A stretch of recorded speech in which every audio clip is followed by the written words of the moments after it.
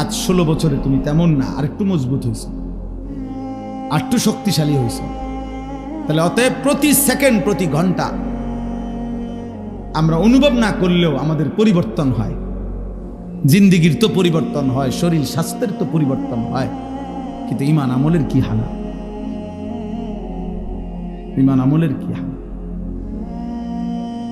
প্রতিদিন একই রকম, প্রতি বছর একই রকম, প্রতি সপ্তাহ একই রকম।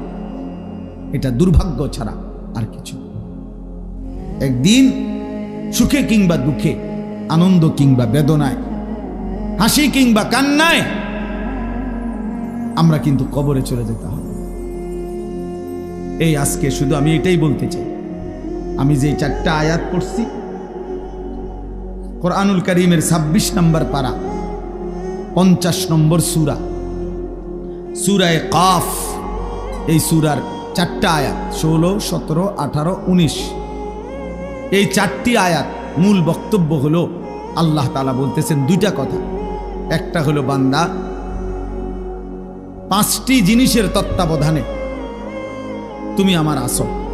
প্রতিটা বান্দা তোমরা আমার 5টি জিনিসের তত্ত্বাবধানে আছো, নিয়ন্ত্রণে। এটা একটা কথা আল্লাহ বলছেন এখানে। আরেকটা বলছেন এই তত্ত্বাবধান, এই নেগরান, এই পর্যবেক্ষণ, এই অবস্থার উপরেই একদিন সত্য সত্য তোমাদের মৃত্যুর যন্ত্রণা শুরু হবে, আর তোমাদের মৃত্যু হবে, তোমরা কবরে চলে যাবে। এই কথাটা আল্লাহ এখানে বলছেন। 1 নম্বরে আল্লাহ বলছেন ওয়ালাকাদ খালাকনাল ইনসান। প্রথম কথা বান্দা মনে রেখো, সমস্ত মানুষ আমি আল্লাহই সৃষ্টি করেছি। তাই একটি মানুষ 1 সেকেন্ডের জন্য এই কথা ভাবার কোনো সুযোগ নাই আল্লাহকে। দুনিয়ার কারো ব্যাপারে আপনি এটা বলতে পারেন, দৌড় বেটা তোর নেতা, বেটা থো তোর নেতা, কেডা এতে কেডা, আঙ্গালের ভূত কাঙ্গাল, এত কত বড় নেতা বেটা, পকেটে রাহি বেটা। মানুষ অনেক সময় কয় না অহংকার দেখাইতে গিয়া, যা বেটা বড়াই দেখাস বেটা। এ তো দুনিয়ার কারো ব্যাপারে বলা যায়, আল্লাহর ব্যাপারে বলা যাবে? আল্লাহ তাআলা বলেন আমাকে অস্বীকার করবা কেমনে বান্দা, আমি তো সৃষ্টি করেছি। ওয়ালাকাদ খালাকনাল ইনসান, আমি আল্লাহই তো সৃষ্টি করেছি। লাকাদ খালাকনাল ইনসানা ফি আহসানি তাকওয়িম, এই কায়নাতের সবচেয়ে সুন্দর আকৃতি দিয়ে আমি আল্লাহই তো মানুষকে সৃষ্টি করেছি।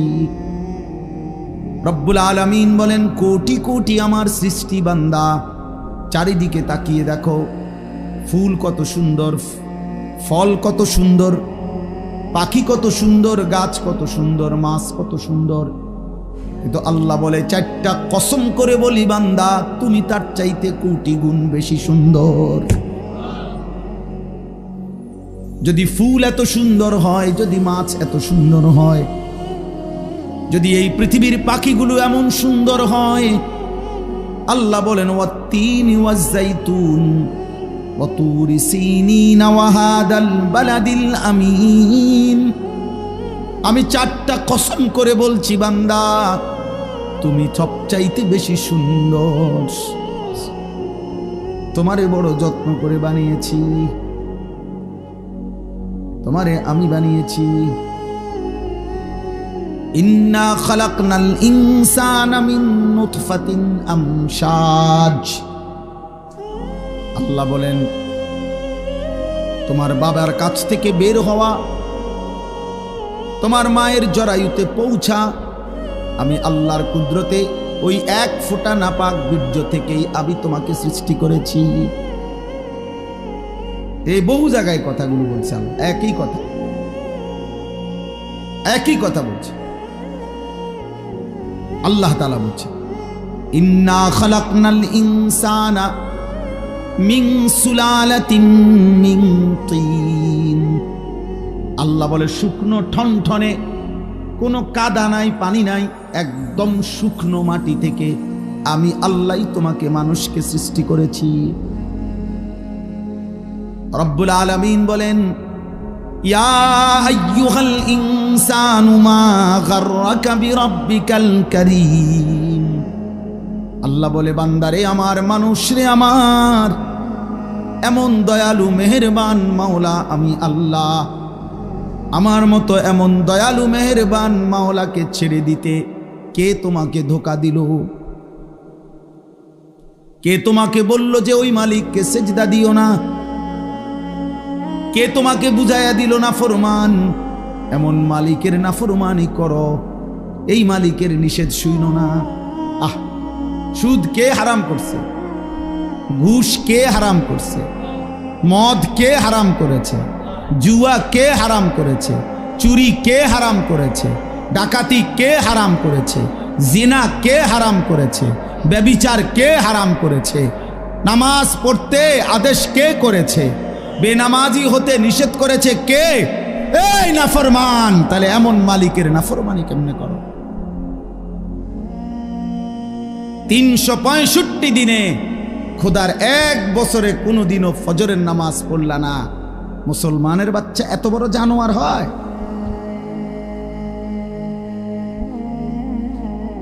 হ্যাঁ, মুসলমানের ঘরে এত বড় হাইওয়ান থাকে? তুমি মুসলমান? তুমি মুসলমান? 30 বছর মুসলমান সুদ খায়। মুসলমান প্রতিদিন ওজনে কম দেয়। মুসলমান সারা রাত নর্তকী দেখে, উলঙ্গ ছবি দেখে। মুসলমানের যুবক প্রতিদিন জিনার ব্যভিচার তালাশ করে।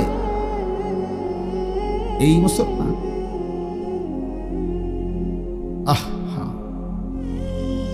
আমার কাছে কিতাব আছে, মিসালি নওজোয়ান, উর্দু কিতাব। ওইখানে আছে পাকিস্তানের একজন বিশ্ববিখ্যাত বুজুর্গ ছিলেন, মুজাহিদ ছিলেন, হযরত মাওলানা মুফতি নিজামউদ্দিন শামজাই রহমতুল্লাহ আলাইহ, যাকে প্রকাশ্যে আল্লাহর দ্বীনের কথা বলার জন্য প্রকাশ্যে দিবালোকে গুলি করে মারা ফেলছে, শহীদ করে ফেলছিল। তিনি বলছিলেন, হে যুবক, উনি যুবকদেরকে লক্ষ্য করে একটা কথা বলছিলেন যে, হে যুবক, এই পৃথিবীর প্রথম দিন থেকে এই পর্যন্ত পৃথিবীর ইতিহাস তুমি খুঁজে দেখো। পৃথিবীর ইতিহাসে যত সংগ্রাম, যত মতবাদ, যত চিন্তা, যত চেতনা, যত আন্দোলন, যত উদ্দেশ্য, যত লক্ষ্য এই পৃথিবীতে বাস্তবায়ন করতে কেউ চাইছে, তো সেই জন্য যখনই খুন দরকার হয়েছে, রক্ত দরকার হয়েছে, জান দরকার হয়েছে, সর্বপ্রথম প্রত্যেক যুগে, প্রত্যেক কালে প্রতিটি মতাদর্শ, প্রতিটি মতবাদ প্রতিষ্ঠার জন্য কলিজার খুন যারা পেশ করেছে তারা যুবক। যতবার এই পৃথিবীতে রক্ত লাগছে ততবার যুবকের রক্তই ব্যবহার হয়েছে।